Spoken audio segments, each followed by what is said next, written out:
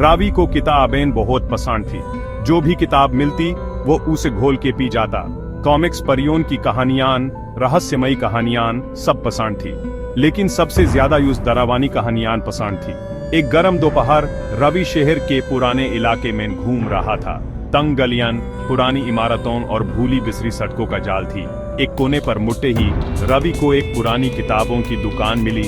एक मसाले की दुकान और पुरानी चीजों की दुकान के बीच में छुपी हुई। दुकान बहुत पुरानी लग रही थी। उसका लकड़ी का सिनबोर्ड टूट फूट के गिरने वाला था। रवि इस अनजाने जगह के आकर्षण को रोक नहीं पाया। यूज देखना ही था इस भूली बिसरी जगह में कैसी कहानियां छुपी हैं। किताब घर के अंदर हवा में धूल और पुराने कागज की स्मेल भरी हुई थी। सूरज की किरणें गंदी खिड़कियों से मुश्किल से अंदर आ रही थी और धूल भारी शेल्फ्स पर लंबे पर्चियां बना रही थी। किताबें हर जगह, जमीन से छत तक रखी थी। रवि के अंदर आते ही एक बेल हल्की सी बजी। कुछ स्पेसिफिक ढूंढ रहे हो यंग मैन? एक खुरदुरी आवाज ने उसे चौंका दिया। रवि ने मुड़कर देखा। एक बूढ़ा आदमी भरे हुए काउंटर के पीछे बैठा था। वो एक बड़ी चमड़े की किताब पर झुका हुआ था। उसका चेहरा अंधेरे में छिपा हुआ था। रवि एक पल के लिए रुका। यूं समझ नहीं आ रहा था कि क्या जवाब दे। मुझे पढ़ना बहुत पसंद है, रवि हकलाते हुए बोला। मैं कुछ नया, कुछ एक्साइटिंग ढूंढ रहा था। बूढ़े आदमी की आंखों में एक अजीब सी चमक थी। बूढ़े आदमी ने चकल किया। एक सूखी सरसराहट की आवाज, जैसे सूखे पट्टे जमीन पर सरसरा रहे हों। एक्साइटिंग यू से? बूढ़े आदमी ने कहा। उसकी आवाज एक धीमी विस्पर थी। हमारे पास ऐसी कहानियां हैं जो तुम्हारी रूढ़ी हिला देंगी, ऐसी कहानियां जो तुम्हें रात भर जगाए रखेगी। वो काउंटर के नीचे हाथ डाला और एक किताब निकाली। किताब काले चमड़े की जिल्दी में थी। उसका कवर बिल्कुल खाली था, सिर्फ बीच में एक अजीब सा निशान बना हुआ था। यह क्या है? रवि ने पूछा। उसकी आवाज एक विस्पर थी। यह किताब, बूढ़े आदमी ने कहा, अपने रीडर को खुद चुनती है। लगता है तुम्हें चुना गया है। उसने किताब काउंटर पर रख दी। उसके आसपास धूल का बादल उठ रहा था।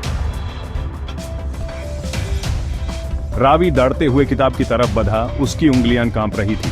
चमड़ा ठंडा और अजीब तरह से चिकना था। जैसे ही उसने किताब उठाई, उसे एक अजीब सी एनर्जी महसूस हुई, जैसे बिजली का झटका लगा हो।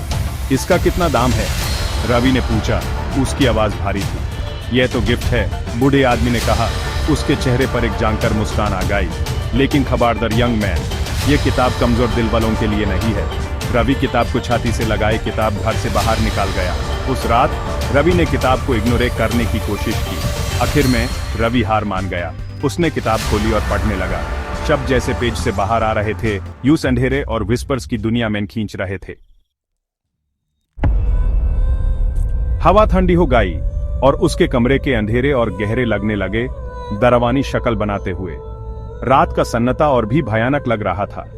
रवि पढ़ना बंद करना चाहता था, लेकिन वो कर नहीं पा रहा था। किताब इतनी रोमांचक थी कि उसका मन नहीं लग रहा था। अचानक एक तेज दिहाड़ाम से घर गूंज उठा। रवि चौंक गया। उसने सोचा, ये आवाज कहां से आई? उसका दिल जोर से धड़क रहा था जब वो गौर से सुन रहा था। खामोशी।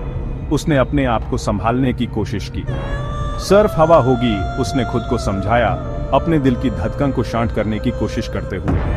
लेकिन उसके मन में एक अजीब सी घबराहट थी। वो कहानी में पढ़ रहा था कि एक छोटा लड़का अपनी खिड़की के बाहर आवाज सुनता है। कहानी और भी रोचक हो गई थी। उसी पल उसने सुनी उसकी खिड़की पर एक हल्की सी खुराचने की आवाज। यह आवाज उसके दिल को और तेज धड़काने लगी। रवि ने किताब बंद कर दी। उसका दिल जोर से धड़क रहा था। उसने सोचा, क्या यह सच में हो रहा है? कोई या कुछ उसकी खिड़की के बाहर था, बिल्कुल किताब की तरह। उसने धीरे से खिड़की की तरफ देखा। वो खिड़की की तरफ बढ़ा। उसके हाथ कांप रहे थे जब वो पर्दा हटाने लगा। उसने अपने आप को हिम्मत दी। उसने एक लंबी सांस ली और पर्दा खोल दिया। खिड़की खाली थी। उसने सोचा, शायद मेरा वहम था। रवि ने झुककर नीचे गली में देखा। वहां कोई नहीं था। उसने सोचा, यह सब क्या था? उसने किताब को इग्नोर करने की कोशिश की, शाम की अजीब घटनाओं को भूलने की कोशिश की। लेकिन उसके दिमाग में वो कहानी घूम रही थी, जैसे कोई पुरानी याद जो छोड़ने का नाम ही नहीं लेती। लेकिन कहानी उसके दिमाग में घर कर गई थी और यूं लग रहा था कि वो खतरे में है। उसका दिल बेचैन था और हर छोटी सी आवाज उसे और भी चौकन्ना कर रही थी। वो बिस्तर पर लेटा था। उसका बदन ताना हुआ था, किसी भी आवाज को सुनने के लिए। उसकी आंखें अंधेरे में कुछ देखने की कोशिश कर रही थी, जैसे कोई छुपी हुई चीज को पकड़ने की कोशिश कर रही हो। यूं लगा जैसे अंधेरे उसके कमरे के कोनों में घूम रहे हैं, हवा में विस्पर सुनाई दे रहे हैं। हर एक साया उसके लिए एक नई कहानी सुना रहा था, एक नई डरावनी कहानी। जब वो सोने ही वाला था, तभी उसने फिर से सुनी खत खत। उसका दिल एक पल के लिए रुक गया। इस बार खिड़की पर खुराचने की आवाज नहीं थी, यह कुछ और था, कुछ ज्यादा ही डरावना। ये उसके बेडरूम के दरवाजे पर किसी की खटखट थी, जैसे कोई उसके बिल्कुल करीब आ गया हो। रवि का खून जम गया, उसके चेहरे पर दाग साफ दिख रहा था। वो घर में अकेला था, हर एक आवाज उसके लिए एक नई डरावनी कहानी थी। उसके पेरेंट्स शाम के लिए बाहर गए थे और उसकी छोटी बहन स्लीप ओवर पर थी। घर में सिर्फ वो और उसका डर था। खटखट फिर से हुई, इस बार तेज, जैसे कोई अंदर आने के लिए बेचैन हो। हर खटखट से यूं डर लग रहा था, उसका दिल जोर से धड़क रहा था। उसने सोचा, क्या ये सच है या सिर्फ उसका वहम? उसने सोचा कि बिस्तर के नीचे छुप जाए, जैसे वो घर पर नहीं है। उसका दिल जोर से धड़क रहा था और उसके दिमाग में सिर्फ एक ही बात चल रही थी, कैसे बचे। लेकिन अगर दरवाजे के पीछे जो भी है, यूं पता चल गया कि वो अंदर है तो? उसने अपने आप से यह सवाल बार बार पूछा। अगर वो यूस पकड़ ले, चाहे वो कहीं भी छुप जाए। यह सोच उसके जहन में घूम रही थी।